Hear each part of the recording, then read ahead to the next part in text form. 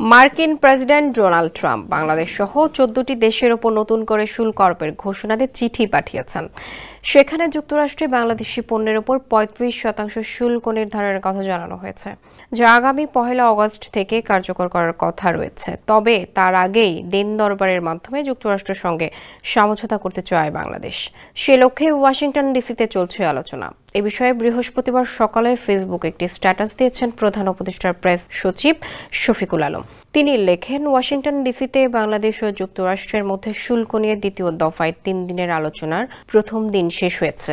আলোচনাটি ছিল অত্যন্ত ব্যাপক, যা দুই দেশের মধ্যে বাণিজ্যিক সম্পর্কে প্রায় সব মূল দিককে স্পর্শ করে।